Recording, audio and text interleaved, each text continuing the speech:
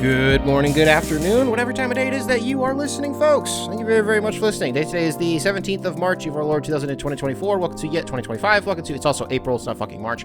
Welcome to yet another edition of the Coping Hour, hosted by Nicholas Hinkle, aka Moto Noah. Welcome to the show. I gotta start today's program off with a bombshell. I'm in a terrible mood.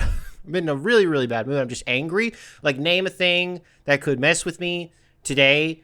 It has happened, and then also a little bit more after that. And so the only reason that I am mentioning this is because I don't know what that is going to make today's show, but if I get a little bit abrasive and a little bit sassy, show me some grace. I'm just having a bad day.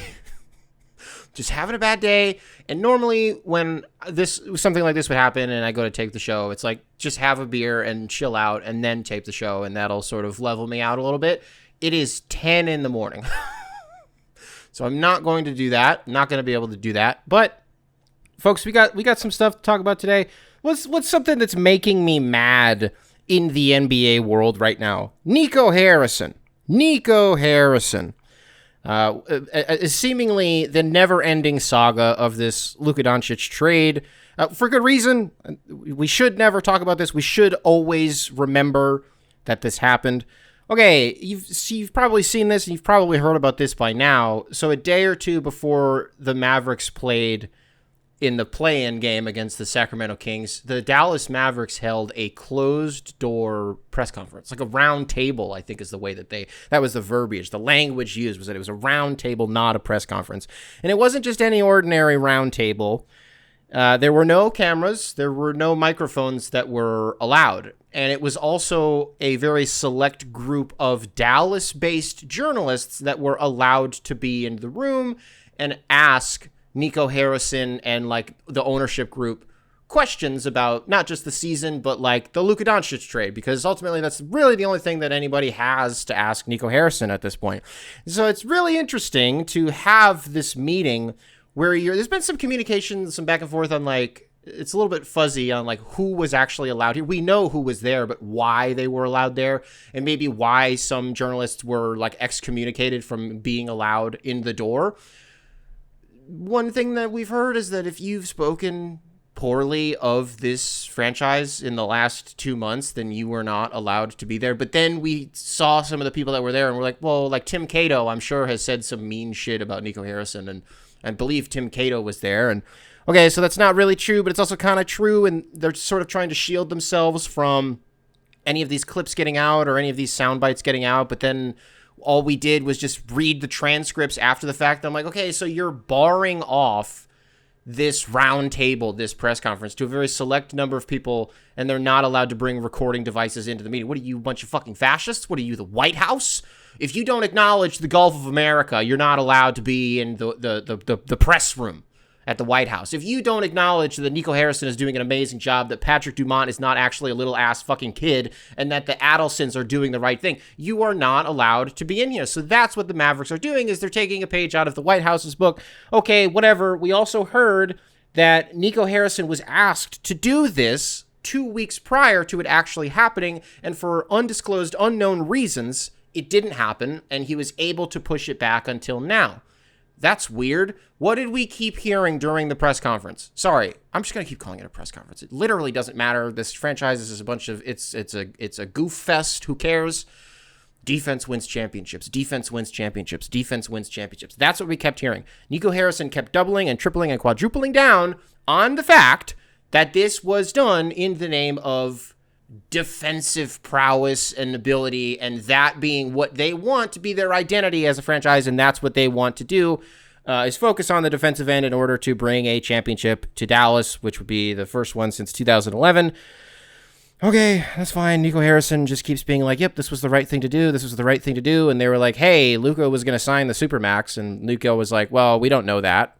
And then they were like, no, we do know that. He said explicitly that he would have signed a Supermax. And then Nico Harrison was like, I guess we'll just have to agree to disagree. What is going on? What is this? What is happening here? All that we have heard in the last 2 months is Nico Harrison standing by this decision and trying to word salad his way out of this, right? He's been a good soldier in that regard. He hasn't thrown anybody under the bus. He's warned this. Did you guys see this report that came out on Wednesday night? Shams Charania reporting that Nico Harrison did not want to make this trade. Why is this coming out now? That's really interesting. Nico Harrison did not want to make this trade. So he's getting fired. That's what's happening. And he's trying to save face, and that's what's going to happen. He's going to get fired. I don't care what happens in the play-in game against Memphis. Literally nobody cares. They smacked Sacramento. Good for them. It doesn't matter what happens against Memphis. I think he might lose his job. And if he doesn't, eventually he will. And when it does happen, if it's not within the next couple of days or couple of weeks or like whatever it is, if not the second that the buzzer sounds, if they lose to Memphis, Nico Harrison gets fired. Although I'm sure they'll do the soft language like what the Kings just did with Monty McNair, mutually agreeing to part ways. The Kings doing Monty McNair a solid there by saying he did not get fired. It's like when JB Bickerstaff got fired by the Cavs last year. He was not fired, actually. He was dismissed. There's a difference. The language there is important. Nico Harrison did not want to make this trade. Talk about an all-time thrown under the bus moment by the Dallas Mavericks if they do fire him. Could you imagine that? And they might try to save face and say that it's one of the phrases that keeps getting put out there. I'm sure you've heard this in the last couple of days since this round table, this press conference happened, was that it's been the worst 2 months of PR in NBA history. That's what we keep hearing. And so I just wonder if the Mavs, if the Adelsons, and if Patrick Dumont are going to be like, you know what, man, we took this job and we asked this guy to make this really, really tough decision, and then he did not handle it very gracefully. How the fuck was anybody going to handle this gracefully? And they're going to pin it on him that like the optics of the franchise just they 180'd to such a degree that it was like unsalvageable. And so, okay, what if Nico Harrison loses his job? If not in the near future, then in the distant future. I've seen some discourse on this on Reddit, like, oh, how are you going to get anybody to take that job? Nobody's ever going to want to be the president of ops or the GM of the Dallas Mavericks, knowing that they are under the thumb of the Adelsons, of Patrick Dumont. I don't think that that's true. I think that it might get kind of uncomfortable during the interview process because you will have to answer a lot of really tough questions if you are the ownership group of the Dallas Mavericks. But I don't think it's that crazy to think that somebody will take this job because the idea of being the person who takes Dallas out of the mud, so to speak, I think that will be a prospect that is interesting to a lot of guys out there. And I was having another conversation about this with somebody the other day. The Adelsons are only doing all of this so that they can move Dallas to Las Vegas. I didn't realize that people still believe that was a thing. Until it happens, I will maintain that I do not believe that is a thing. I think it's crazy. I think it's insane. I do believe that the Adelsons are proving that they will be the first owners in the NBA, in the modern NBA, who truly and honestly and genuinely treat the team as like a moneymaker and that's it, and they do not care about anything else, and it really is just another venture for them, right? Like you accuse other owners of doing that in the past, but you are watching it in real time very literally with this ownership group in Dallas. So I do think that that's a problem. But my thing is, once again, the amount of money that the NBA makes from an expansion fee versus a relocation fee, it's not like we're still talking billions for both numbers, and we don't have exact figures, right? Like, expansion or relocation hasn't happened in the NBA since 2007, and how many TV deals and shit have we had since then? So there's really no way to quantify these figures until they actually come out. But like rough estimates are an expansion fee being $7 billion. $7 billion is what the NBA, that's the check that the NBA gets if Vegas and Seattle are added within the next couple of years. $7 billion roughly. If you relocate, it's like somewhere between 2 and 4, right? So when you think of the numbers 2 and 4 and 7, yeah, it's like that doesn't seem like that. It's billion, though, with a B, billion. So sure, could Dallas one day move to like Tampa Bay or something like that? I don't know, maybe. But then the other piece of this is like, well, they're only going to move to Las Vegas because they're in the casino business, and there's a whole bunch of shit about regulating gambling and casinos and casinos like in the actual arena, in the sports venue. In Texas, there's a whole bunch of problems with that. And so people are like, well, they're going to have to go to Las Vegas. Is it that inconceivable to you to think that within the next 5 years, by the end of the decade, if not under Trump's regime, that there will be a massive federal overhaul of gambling in the United States? How fast has the ball rolled on gambling in America in the last decade? It overnight happened like that.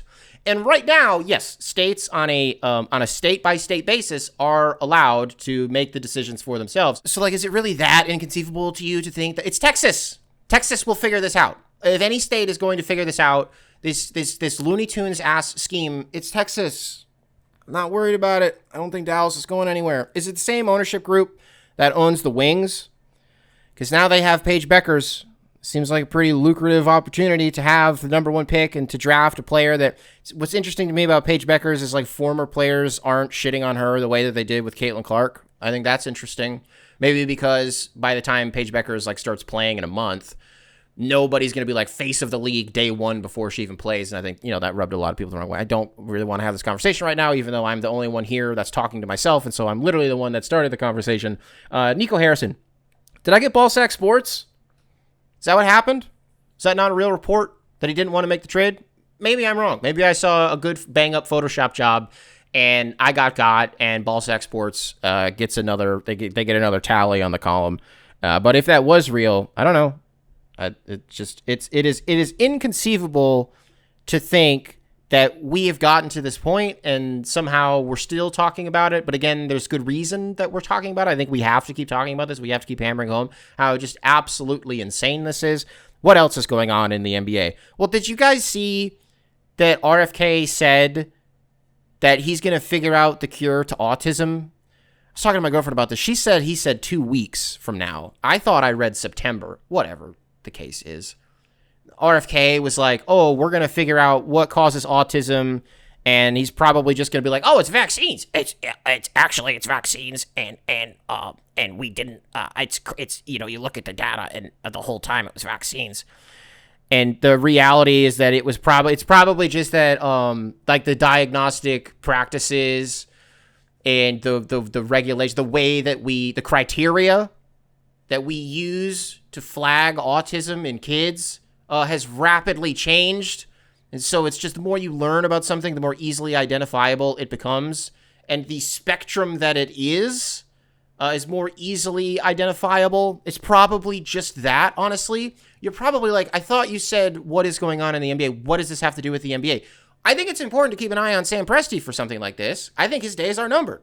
Because as soon as RFK figures out what the cure to autism is, Oklahoma City's treasure trove of draft picks is fucking toast. Because first and second round picks to Sam Presti are Funko Pops, right? And you talk about Funko Pops and like Beanie Babies and shit like that, how that market is going to... Funkos and Beanie Babies, honestly, have already kind of...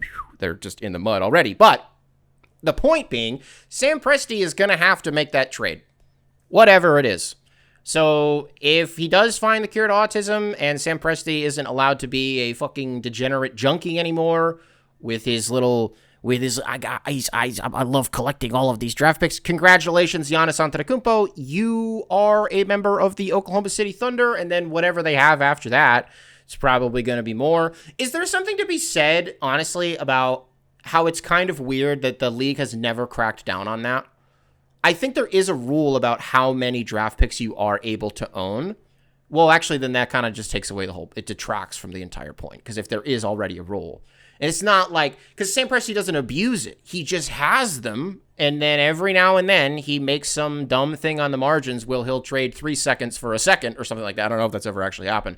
But like during the draft, it's like, well, we can't make all of these picks. And so you kind of just have to do something with them. He doesn't abuse them. And so I think that's why the NBA has just kind of like let this happen. And they're like, I don't know. He's amalgamated the roster that he has, the talent that he has, because he's drafted really well. But he hasn't they haven't taken that many shots in the draft. They just have a really good eye for talent. Their scouting department, I guess, is really good. And then whatever infrastructure they have, once the dudes actually get in the building, Oklahoma City is just a really sound organization. That's why it's so funny to me when people are like, oh, we should just, if you're a team that, is like a kind of in the mud, you're like, well, we should just do the Oklahoma City thing. We should just follow their model. How are you going to do that? Well, you need to start with a Paul George, first of all, and that's how you ignite this whole thing in the first place, is you trade him for 7 picks, 5 firsts, and 2 swaps, whatever it was. So you need to start there. You don't just become Oklahoma City overnight. It takes 10 years to get where they were. And so that's why, you'll see Pistons fans talk about this, where they're like, oh, well, we don't want to do a Booker trade, or we don't want to do a trade for, this player, player X, and break up the young core, because that's not what Oklahoma City did. And I'm like, dog, we can't do what Oklahoma City did because we don't have the picks that they do. And until very recently, we did not have the flexibility to actually move future picks. And we did not have a player that was good enough to start the whole domino effect in the first place. You're not going to trade Cade Cunningham. It is not the same picture.jpg. And honestly, since we're on the subject, can I bring something up? I said in the last episode that I was putting a moratorium on Devin Booker to the Pistons talk because, to be honest with you, you all get it at this point. We are all on the same page with where I am at with it, even if you are not with me and we're not in lockstep in that way. I'm breaking it for 2 seconds, but it's not to do the thing that you think that I'm about to do. Okay, so the Suns apparently are going to offer a 2-year extension to Devin Booker this summer. That extension will pay him $75 million a year. What is happening? What's happening?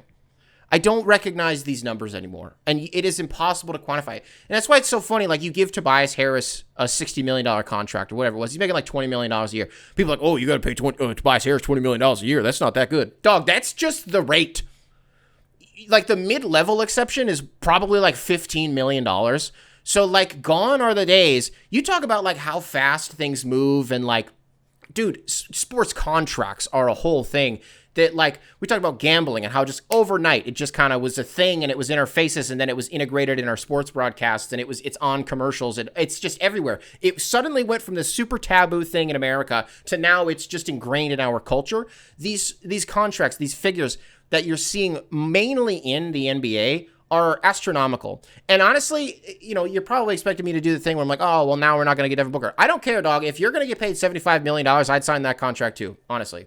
Because if the Suns are willing to commit themselves to being absolute fucking losers and not learning from their mistakes, and obviously they have to pay Bradley Beal because he's never going to waive his no-trade clause, his little exit press conference, I think, man, I just think he's going out so sad, and I can't really blame him because he's getting paid, and he's like, I guess he's hooping, I guess he is.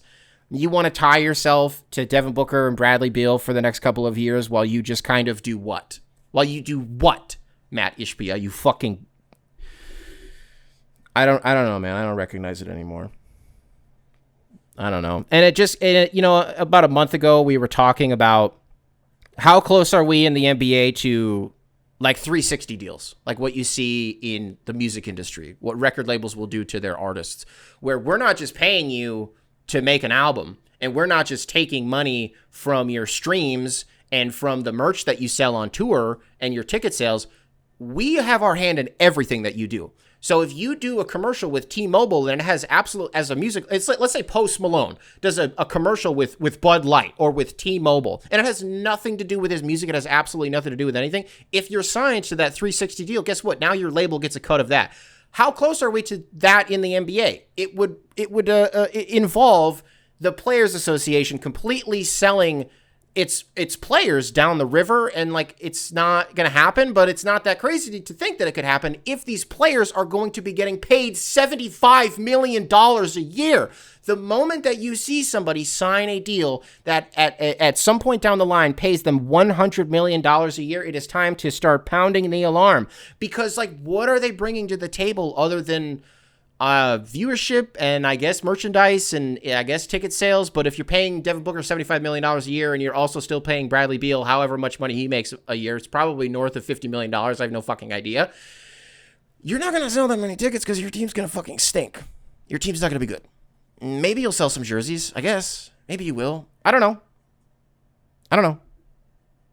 These numbers can only go so high.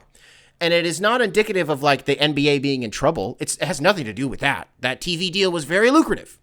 They're getting like $1.5 billion from Amazon, NBC, and ABC starting next year. Every single year, individually, the NBA will be getting paid that much money for however long the TV contract was. Like 10 years, 15 years, however long it was. The NBA is fine, but these numbers are just crazy. And I'm not saying any of this, it's not really going anywhere. I'm literally just like, I'm blown away by some of these numbers. And do you wonder, can you defer money in the NBA? I guess there's no way that you can, because it doesn't happen. Like, you can stretch a contract, but you can only stretch that contract once that player is no longer on your team. Like, when you release them, they're DFA'd, right? That's baseball. That's not basketball. Then you can stretch the contract. That's how the Pistons ended up paying Josh Smith for like 7 years after he was not on the team anymore. There's a couple other guys. I think the Pistons paid like Dwayne Dedmon was a guy that they paid for 4 years. He never even played a game for the team. Troy Weaver traded for Dwayne Dedmon, immediately waived him, and stretched his contract. That's all Troy Weaver was doing for the first half of his tenure, was stretching contracts. How do you I just don't understand how they're supposed to. I don't know. I'm not pocket watching billionaires. I don't care. Matt Ishbia is probably good for $75 million a year, but it's crazy, folks. The play-in also was happening this week. Now, full transparency, Mavericks, Kings, don't care. Not going to talk about it. Literally has nothing to do with anything, and it doesn't matter. It's really too bad because I like the Kings. I'll always like the Kings. Have a soft spot in my heart for them. Shouldn't have lost to the Mavericks. That's weird. The Bulls and the Heat, not going to talk about it because who even this much cares? Who cares? Oh, so whoever wins this might get to be food for like the Celtics or the Cavs. That's really cool. That's really, really fun. The Bulls getting absolutely smacked by Miami. You spend all year hearing about this super young and exciting Bulls team just for the bright lights to be on them, and they shit the fucking bed and they stink. What was another one? What was the one before the? Yeah, Atlanta and Orlando. I got a little something on that one. The main talking point from this game was Trae Young having a meltdown at the end and getting ejected. Scores like 26 points, and then at the end of it is like playing keep away with the ball. He's not giving it to the ref like he's got it on a yo-yo because he's just mad the Hawks are getting killed and like whatever. And so he was definitely baiting the ejection because he did not want to be there anymore. And a lot of people have taken exception to this, like in the national media. Rich Eisen was not a fan of this at all. I don't know. If I'm Trae Young, even though as of this taping, their season is not quote unquote over. If I'm Trae Young, I'm looking at Atlanta and I'm like, you traded my friends and you traded are good players for not that great players and for really no reason at all. Like Bogdanovich is now just on the Clippers and he's playing really well. And you just gave DeAndre Hunter away and it's like, oh, Karis LeVert, that's cool. And oh, Terrence Mann, wow, impressed. And so then you kind of start to go down this rabbit hole with Trae Young and you're like, where do we go from now? The Trae Young trade rumors have always kind of floated around. I'm going to zag on everybody on the whole Trae Young trade rumor stuff. I think for once I'm actually just going to say I think he deserves Atlanta and I think Atlanta deserves him, and I don't necessarily mean that in a bad way. I just think that Trae has really embraced like the villain role that he sometimes plays, like mainly when he's playing in New York, and I think that's really fun. I also think that the fan base sticks up for him in a way that you don't really see for other players that aren't like Trae Young is a star. He's not a superstar, but he's a capital S star, right? He's been to an Eastern Conference Finals. I don't know. You look back on that run and you're kind of like, I don't know. It was weird, but it still happened. And could they have made it a good series if Trae Young didn't step on a ref in like game one? Probably could have, but the Bucks were probably always going to win. But it's not something that you can look back on and be like, well, that doesn't count and that was a fluke. I don't know. Maybe you can. I just don't think it's really fair. So I don't think they should trade him because I also think he's a really weird fit like anywhere else.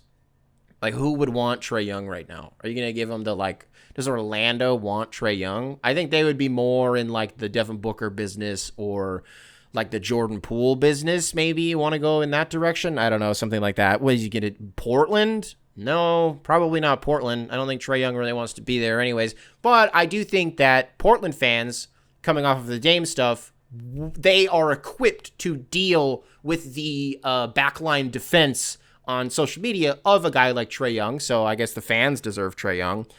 The Kings, after losing De'Aaron Fox, maybe.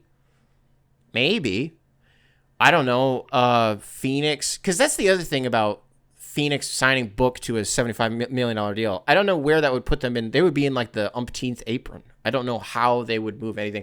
So they can't do Trae Young. I was going to say like maybe if they do get off of Booker and they send him somewhere else and they can't trade Beal, maybe they are able to do something with, I don't know. Where do you send Trae Young? I have no idea.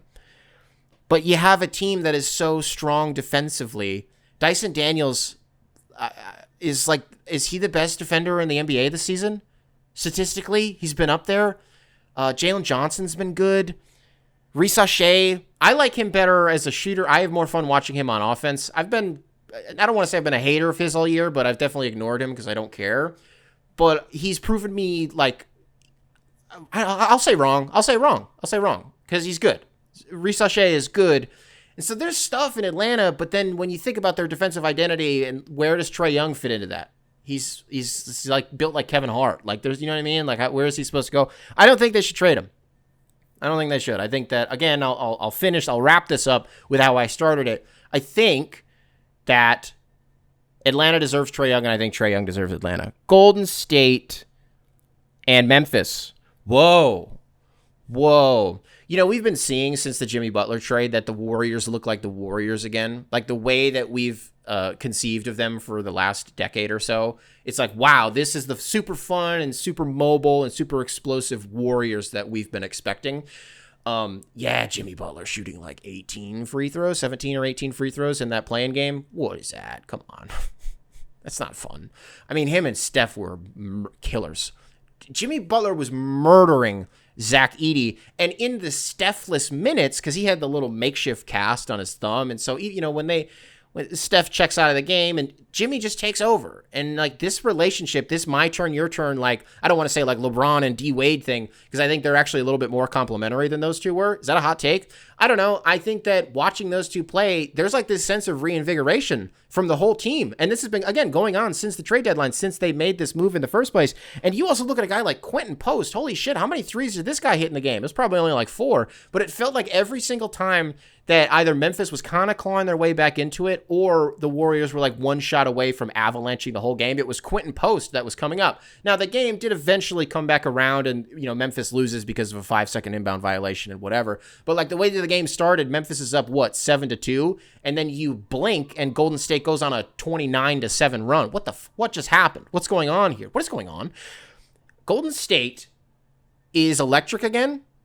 And when you pair that with the Jimmy Butler cycle of when he goes to a new team and you forget that he's an asshole and you're like, oh, okay, because he got his way and now he's playing for a team that he wants to play for and now he's playing really, really well. And then you trick yourself into being like, maybe he's a good guy. It's happening again. I almost got tricked because he was playing for the Warriors and that's just who I like, right? It's just who I've always liked.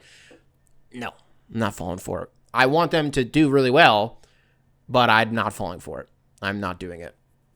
Golden State. Wow. Jonathan Kuminga, there was a rumor out there that he was wearing street clothes on the bench. He wasn't even in uniform. Completely healthy.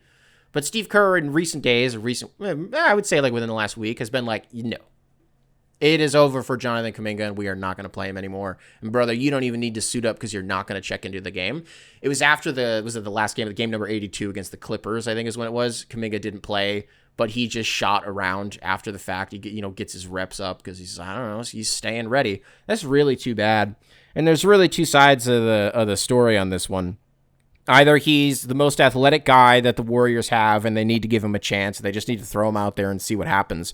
Or they've been throwing him out there and seeing what happens for the last 4 or 5 years, and he can't shoot, and he can't pass, and he can't dribble, and he can't defend, and he can't tie his shoes, and he can't drink water. Those are the two camps, right? I'm somewhere in the middle, probably. I think it's weird to just completely ostracize him and say that he cannot play in these games, and I don't know. It makes me sad because I think that there will be a home for him, and it is also kind of weird because he's got to be one of the bigger, I don't want to say one of the bigger misses that the Warriors have had, in their decade-long run in terms of the draft. But you do look back on that and on that class, and you think about how they otherwise maybe could have extended their window. Not that it really ended up mattering because they won a championship and whatever, but I don't know. Jonathan Kuminga, not in the lineup. Warriors, #good. So what are the other playing games that are going to be happening? So it'll be Atlanta versus, I don't care. Atlanta versus Miami, and then Dallas versus Memphis.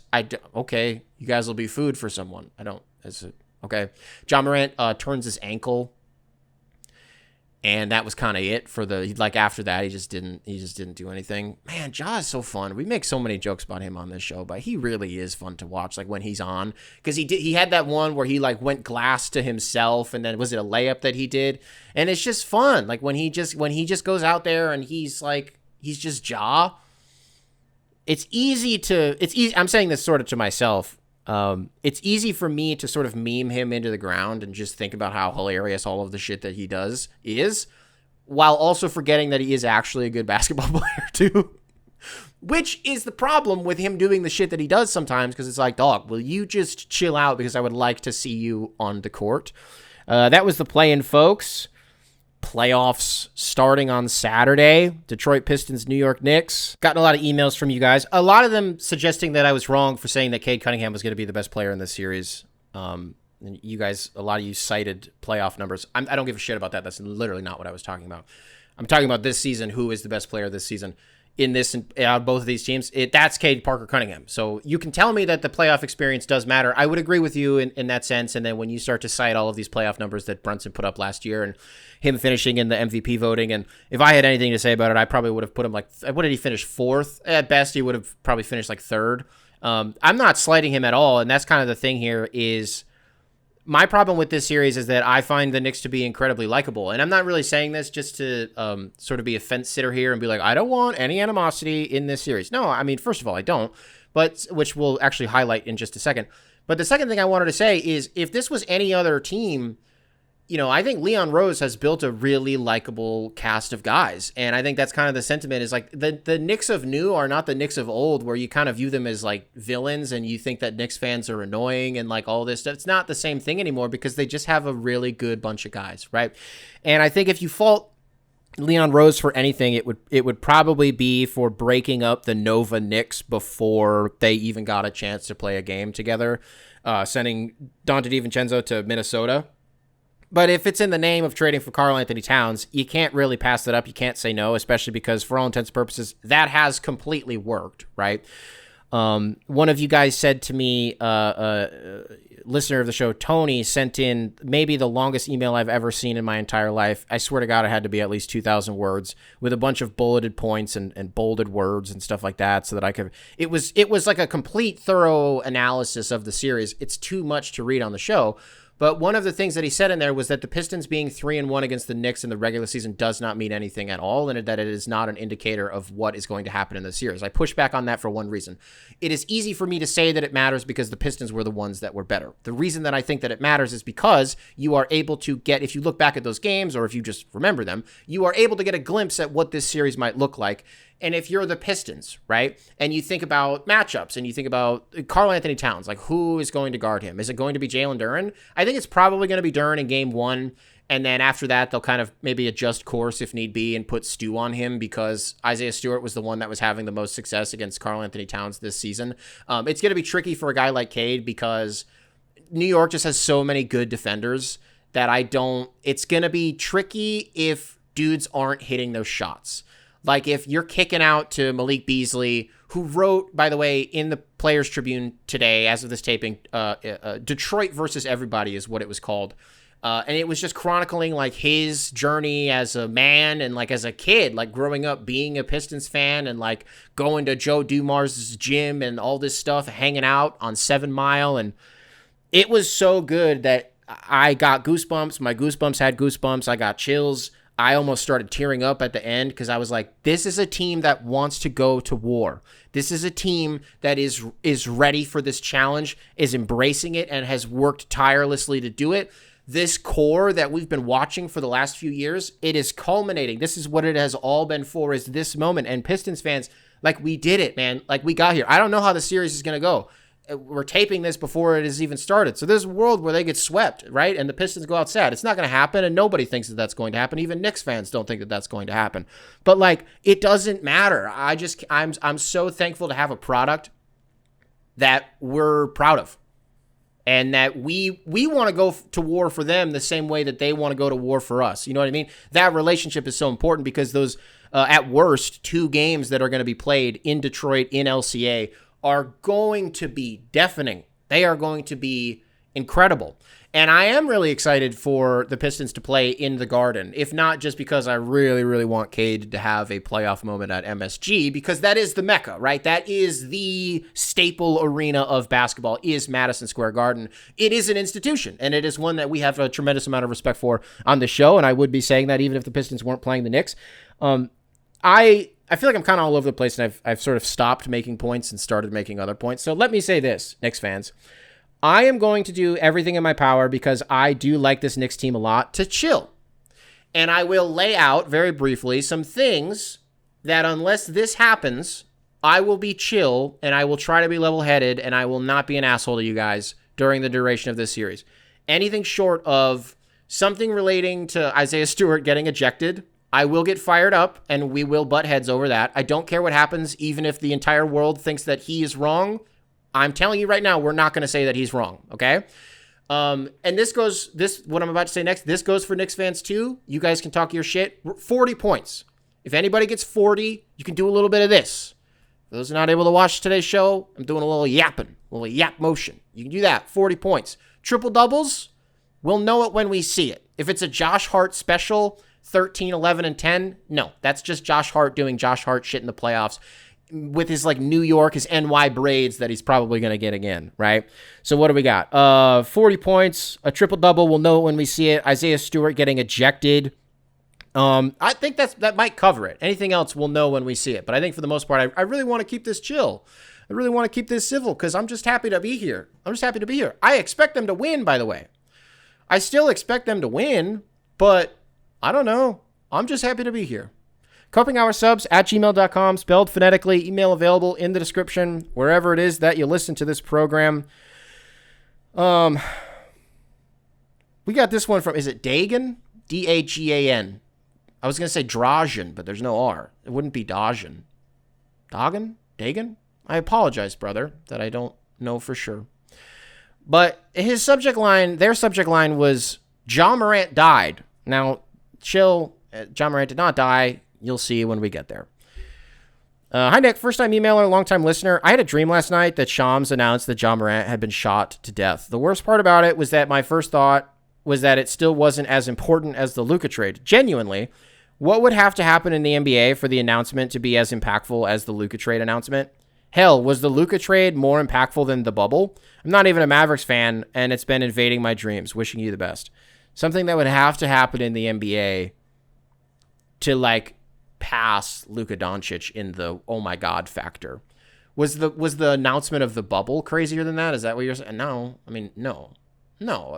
Sports leagues around the world were trying to figure out, how do we do this? And how do we continue the season that we had already started? How do we finish it? The NBA was just kind of on the front line of that problem solving. I know baseball had a problem with it. I think hockey had a problem with it. Soccer in Europe ended up figuring it out. That when they announced the bubble, it was more relief than it was anything else. I mean, we had been getting hammered by bad news for months up to that point. The most exciting thing that had happened during COVID up until the bubble officially happened was The Last Dance and Tiger King. Which I don't think Tiger King, is this a hot take? Has people already said this take before? I don't know. This is just coming to me in real time. Would Tiger King have been what it was as a cultural phenomenon if COVID wasn't happening? I could see it going either. I think it would have been, people would have cared about it, but I don't think it would have been monoculture that literally everybody was paying attention to and everybody was talking about rather, if we weren't all inside and we literally had nothing else to do. What else was going on? That was really it. I mean, by the time the bubble got announced, we had been in severe lockdown for a couple of months. It was right on the heels of George Floyd's murder.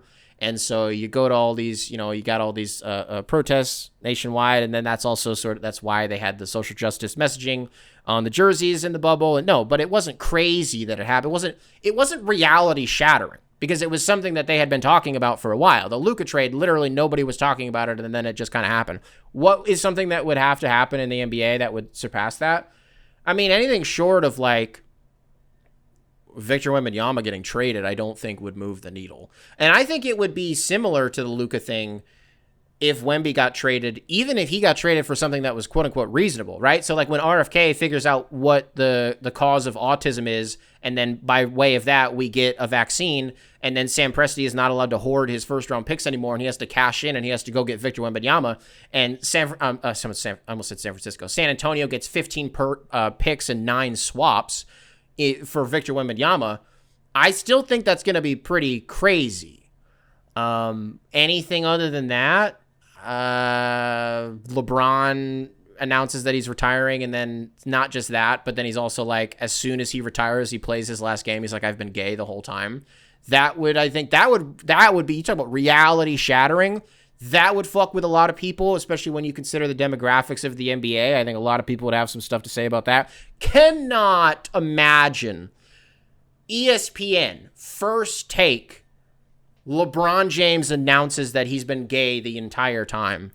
What does Stephen A. Smith have to say about that? Well, first of all, I would just like to say congratulations to my brother, LeBron James, for living his truth. Or does he just go full, what the fuck? This is preposterous. This is some shit like that.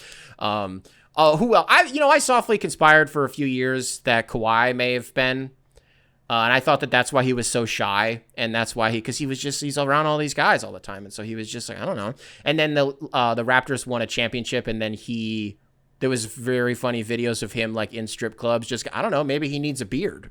Maybe that's what it is. Maybe Kawhi just wanted a stripper beard to throw people off the trail. I no longer speculate about that anymore. And if you want to talk about people needing a beard so that people don't speculate about their sexuality, the same way that we have been doing for the last 2.5 minutes about various players in the NBA, Zion, I don't like this segment. I don't think it's nice. It doesn't feel nice. Zion Williamson is not gay.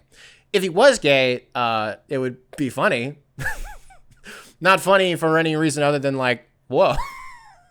So what was the Mariah Mills thing then? Kawhi, I always said, is more of like Aaron Rodgers is one that he 100% is. 100% is. 10 years ago, this like random twink on Twitter is like, Aaron Rodgers was my roommate and he was a bad roommate. And the reason that he doesn't talk to his family is because he's afraid to introduce me to them. And everybody was like, what? And then that story just kind of went away, and we never really talk about that. Now people talk about Aaron Rodgers as like anti-vax and how he is like addicted to hallucinogenics and ayahuasca and shit like that. Everybody forgets that there was a brief period of history when he was in Green Bay that everybody was very softly speculating about his sexuality. If Aaron Rodgers came out of the closet, I think it would. I already like him, and I think that because everything he does is just funny. But I think that would make me like him so much more because it would just be such a weight off of my shoulders that it was like, Aaron, it's okay. You finally came out and it's okay. I think anything short of literally an NBA player coming out of the closet, I don't think that there would be anything that reality that shatters people's reality. Because like it's happened in the NFL, but it's players that were sort of on the margins. Like Michael Sam won Defensive Player of the Year at Missouri. And then was like, also, I'm gay, I think before the draft. And then the Rams drafted him. And then everybody was like, oh, well, he sucks because he's gay. It's like if Michael Sam didn't say that he was gay, there would not have been a problem. The same way that if Colin Kaepernick didn't take a knee, there wouldn't have been a problem. But it sort of takes its own shape and people turn it into something that it's not once you invite people into the conversation that don't understand the context and they're just mad about the identity politics of the whole thing. That's why you see so many guys wait until the end of their career to make an announcement like that. Isn't that what was it Jason Collins? It was one of the Collins brothers. I hope it was Jason Collins that didn't he wait until the end of his career and he was like, yeah, I was gay the whole time. Because if he had announced that when he was playing in the league, he would have been ostracized and they would have kicked him out and people wouldn't have wanted to play with him. Magic Johnson had AIDS and people didn't want to play with him because, now granted at the time it was a little bit different. I mean, 30 years ago, people didn't know that much about HIV. They didn't know that much about AIDS. And so they were like, if I'm in the low post and Magic Johnson hits me with an elbow and I get some of his sweat on my face, does that mean I have it now? Like people didn't know. And so they were like very discriminatory against him. And so that's why, like, who was the kid? He was a darling on Hard Knocks. I think he went to, was it Clemson? Where did he go? Ryan Nassib? Was it Carl Nassib? One of them was a quarterback at Syracuse and it was Carl Nassib. I think Ryan Nassib was the quarterback and Carl Nassib was the one. He was was he a defensive lineman or was he a linebacker for the Raiders? And he retired. And then as he was retiring, in his retirement speech, he was like, also, I'm gay. Something that he would not have been able to do when he was playing in the league because then it would have been made to be something. What is this? Man, this is what I'm fucking talking about. It just goes, man. We just start talking about something and then we say that Kawhi is gay. And then the next thing I know, I'm in the walls of social habits and the way that we talk about people as soon as identity politics are involved. All of these people can be gay and it will not matter at all. But it will be a big deal. It would be a big deal. You know what's funny? It might not even be this. One of you in the comments are going to be like, you could have just said a team moves to Seattle. You could have just said that. Dallas moves to Seattle. I could have just said that. I could have. But instead, I had to go as hyperbolic and as crazy as I possibly could. Tried to warn you guys. Tried to warn you at the top of the show, at the top of the hour, that I'm in one of those moods. And so it's just kind of where it goes. Thank you very much for the email. copinghoursubs@gmail.com, spelled phonetically. Email available in the description, wherever it is that you listen to this program. Another Jackson emailed into the show. You guys want to hear about some foul behavior? I don't endorse this, and we will talk about it, but I just want to say up top, I do not endorse this. Jackson, welcome back to the show. Subject line, new cornhole strategy unlocked. Hi, Nick. I know I'm one of the 47 Jacksons that write in, but my friends call me Jackie Boy. It's his stage name, he says. And considering we've spent 8 to 10 hours a month together, I think that constitutes us being friends at this point. I was playing cornhole on Sunday after the Masters ended, and it was getting my ass kicked. Then I tried shooting the bag like a basketball onto the board and could not lose. It was shocking if I didn't get it on the board. Sometimes I even made it in the hole without touching any part of the board. My roommate tried the same technique and saw very similar results. With summer coming up, I implore you to try that. Good word, by the way, implore. I implore you to try this technique next time the opportunity presents itself. I need to know if I revolutionized this sport or not. Also, I was wondering, I didn't see this part. Also, I was wondering, what DAW do you use? I'm a Logic Pro snob, and I've been using it for so long that I want to try something different. Would be cool to collab on something. Yeah, DAW, Logic Pro. You said Logic Pro, so are you asking what I used? I don't know what DAW means. Can I do a trust tree? I'll answer your music question first. GarageBand is what I've always used. I will never do anything. I don't know anything about music. I don't. I just have always done stuff by ear, and if it sounds cool, then that's what I do. And if I create a melody that is like an earworm and I can't get out of my head, I did my job, and that is it. That's it. I know about tempos. I know what tempos I like the most. Love 90. I love 113. I love 137. I've gone crazy with a 160 before. I like tempos, and I understand the tempos. That's it. Okay? So I don't know. I don't know what DAW means. Dog, I just I just make what I think sounds cool. Your cornhole strategy, shooting it like a basketball, I can't endorse that. I can't. I'm glad that it works for you. And I believe that it works for you, because I think we've all probably tried that at some point before, for sure. But the whole point of cornhole is to knock other people's bags off of the thing. And when you're shooting it like a basketball, when you're arcing it and you don't have like the horizontal sort of momentum to knock somebody else's bag off, then it just then you're really relying on yourself to get it in the hole every single time. You need 3 points. You need, what do you get, 3 bags? You need 9 points every time it's your turn, as opposed to if you do it the conventional way, at least you could, if you don't get 9 points every single, you don't get 3 points you don't get it in the hole every single time, at least you could take some points off of the board for some people. I don't know, sort of defeats the whole, but you're not playing defense is essentially the thing here. You're like, this is a very Rick Carlisle approach, honestly, from you here, Jackie Boy, because you're like, I may let up 27 points, but I'm going to score 36. You can't outscore me. That's what it's going to be. I respect the approach. Rick Carlisle never won a championship. He got fired by the Pistons in 2003, and then we hired Larry Brown, and then the Pistons won in 2004. And then he probably would have been the Mavs coach in 2011, right? He had to have been their coach in 2011. That would make sense. So he won one. Is that the tally for Rick Carlisle? And then now he's with the Pacers, and I don't know, they made it to the conference finals last year, but they're a good team and they score a lot of points, but they don't really play any defense. Maybe the numbers would suggest that they do. It seems like that's what you're doing here. And that's an approach that I don't want to say I respect, but I acknowledge. I will not try it. I've tried it before, but you just have to throw it the conventional way. I just think you have to. Are there any other emails that I wanted to do? I mean, there surely were. Comes into us from Michael. Michael, welcome to the show, brother. Coping our sales pitch. Boosting the female demographics. That's the subject line. Hey, Nick. Hope you're doing well. Here's the deal. I'm getting married to my long-distance fiancé in 2 months. And that means a lot of the patterns in my life are going to be changing soon. I usually listen to the show while I'm making the 3-hour drive to go see her for the weekends. But once I move in with her, I won't have to do that anymore. She has podcasts and audiobooks that she listens to when she makes the drive to come see me. With all that being said, we are trying to softly introduce each other to some more long-form content that we consume, and I want to introduce her to this show. She isn't particularly interested in sports, but she has some appreciation for what she calls, quote-unquote, boy humor. Based on all of that, I want to know if you have any thoughts on how I could describe the show to her that won't just sound like sports. I don't expect it to be her favorite podcast or anything, but I want her to be able to understand/appreciate why I enjoy it so much. And then at the end here, Mike, you included Knicks in 6. Which is fine, because you didn't say that we're going to get swept. And I said, no Knicks fan believes that they're going to sweep the Pistons. That's fine. It's fine. Because you know what I would say? Pistons in 6.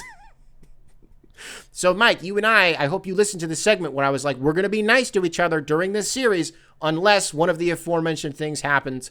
Then we can kind of get in each other's asses a little bit about it, right? But until then, we're keeping it chill. We're keeping it classy. All right? How would you describe the show? It's not uncommon that we get emails like this. I just don't always read them because the truth is I have no idea how to classify this show. I get mad sometimes when people are like, it's supposed to be a sports show and you're not talking about sports. I'm like, it's not a sports show. That's why. I mean, I think it is classified as such on like Spotify and everywhere that the show is distributed, but that's because I had to call it something. And at the end of the day, you know, I also think in the thumbnail of the show, there's a basketball where the sun is supposed to be. That would indicate that it is in fact a sports show, right? But it's really not. Talk about a lot of stuff on here. What is your fiance like? Your fiance into true crime? I've been watching a lot of true crime lately, but not just true crime. So you can play her this segment, by the way. Why don't you do that, Mike? Why don't you play your fiance? Well, you're long distance, so I don't know when you'll get the chance to see her next or to play this for her. But if you are able to play this for her, maybe do that, and then, because I think I can already tell the gears are starting to spin, and I think I might go a couple directions with this one. So let's start with this. Does your fiance like true crime? I'll do true crime. Let's do it right now. So it started because I kept getting YouTube shorts recommended to me about it's a judge and he wears a little bow tie and he's bald and he's got glasses. And I don't know, he takes his job really seriously. And for the most part, he seems like a very empathetic and good guy, not the conventional judge that you would think of who's an asshole. I always watch his short form content though. And then by way of that, I keep getting recommended like police officer, like body cam, like short form content. And then what flooded my long form recommended, my algorithm, was like body cam footage of police officers on the scene, like actively trying to figure something out. So like the title will be something, these parents were shocked to find out that their son was the killer the whole time. And you'll see them in like the interrogation room and, you know, before the crime scene and all this stuff. And then by the end of it, you find out the son's the killer and it's like, oh, shocked face. Super interesting. Or like what was once a routine traffic stop turned into something far more sinister. Some very wordy titles that you'll find on there. So like I watched one yesterday where this kid in Louisiana gets pulled over in a Camaro. The guy's going like 73 and a 55, so the cop pulls him over. His kid's 18 years old. And he's like, do you have an ID on you? And he's like, no. He's like, do you have a driver's license at all? He's like, no.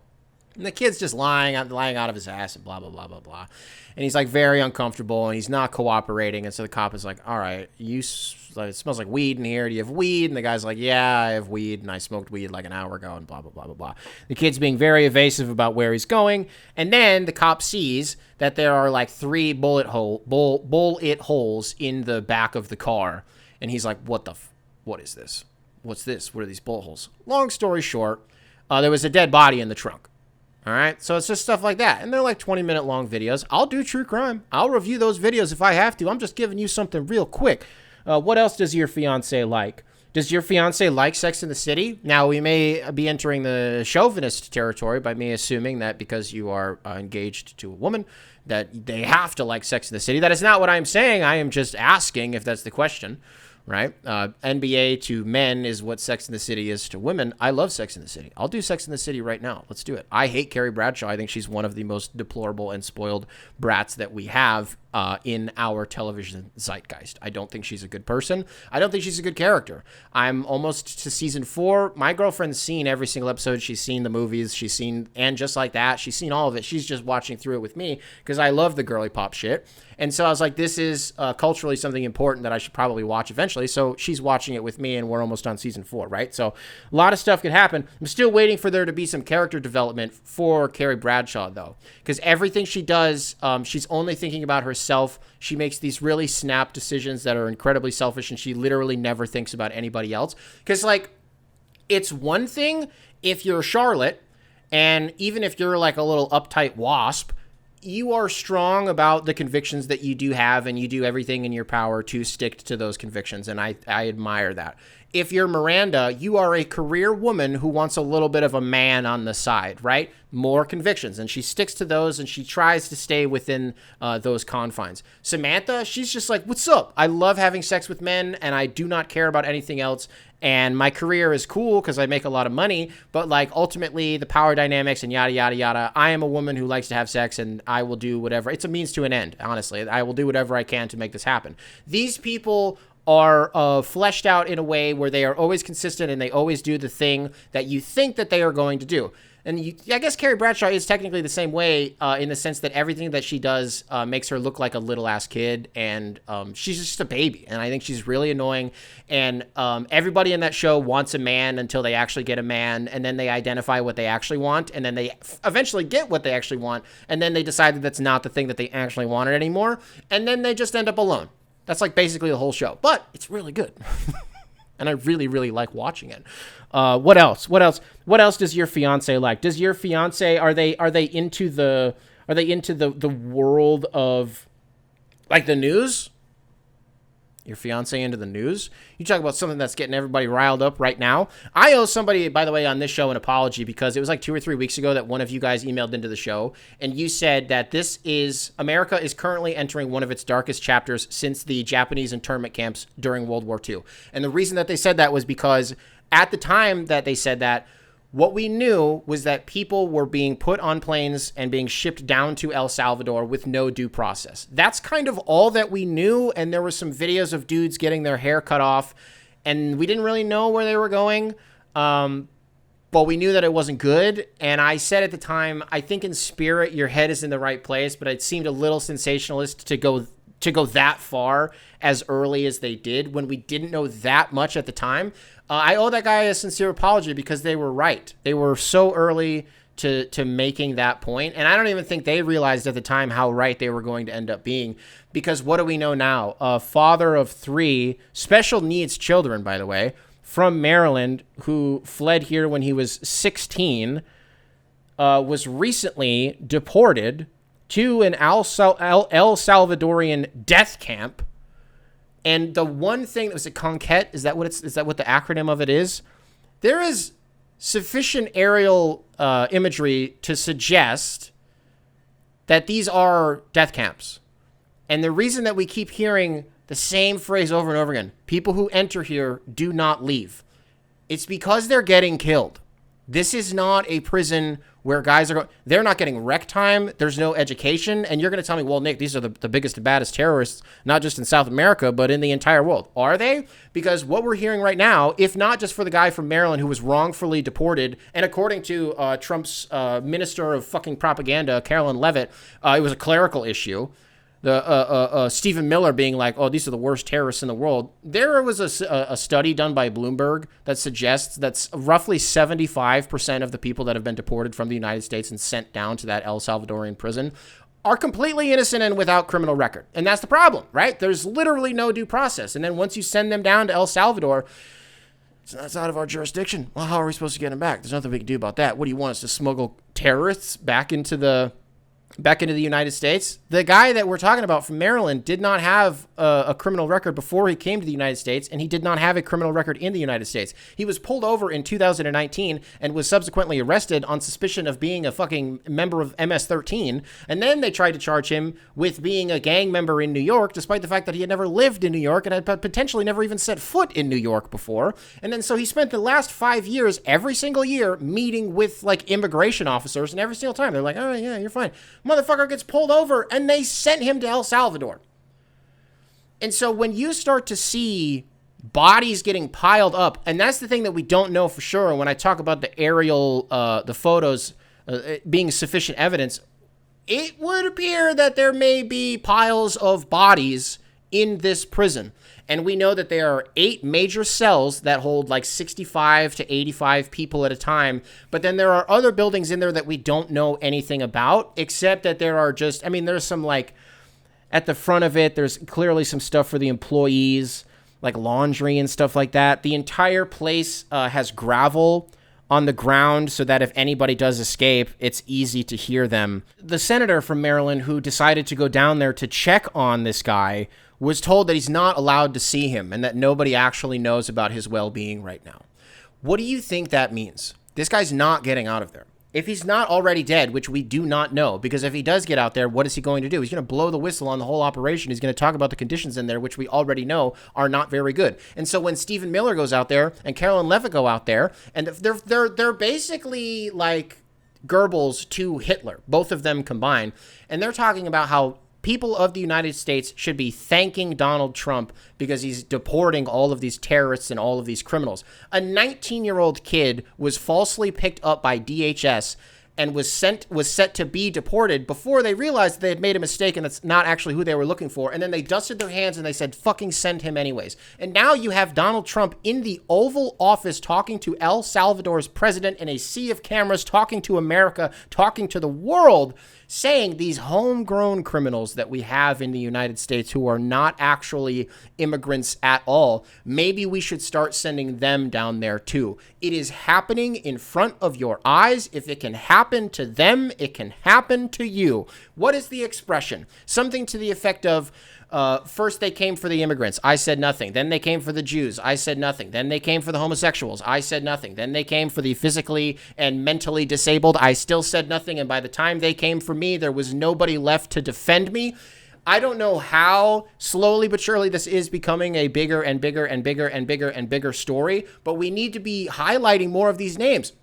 On this show, there's fucking dick and balls that we can do about it, right? But like mainstream media picking up on this is massive. Trump tanking the markets and tanking the American economy is not nothing because at least the independents are completely out on him now. You had people at a Marjorie Taylor Greene town hall protesting and then being taken into another room and smacked around and fucking tased. What's going on? What's going on? If it barks like a dog, it's probably a dog. And we spent how many months getting gaslit, saying that that's sensationalist. This isn't fascism. This isn't authoritarianism. You guys are being babies because Joe's a bad candidate and because Kamala's a bad candidate. I believe that the Democratic Party deserved to lose the election. The American people did not. The immigrants of this country did not. The marginalized groups of this country did not. If it can happen to them, it can happen to you, and it is happening in real time. There is a death camp that people are being wrongly sent to. It's happening. Is your fiancé into that? We can talk about that on this show, brother. We cover all of the biggest stories, and we cover them from all angles. If you are listening to this on Spotify, what's up? If you're listening to this on Apple Podcasts, what the fuck is up? If you're watching this on YouTube, be sure to leave a like, subscribe, nice little comment for the algorithm. Make sure to keep primary control in check. And I will catch you guys in the next one.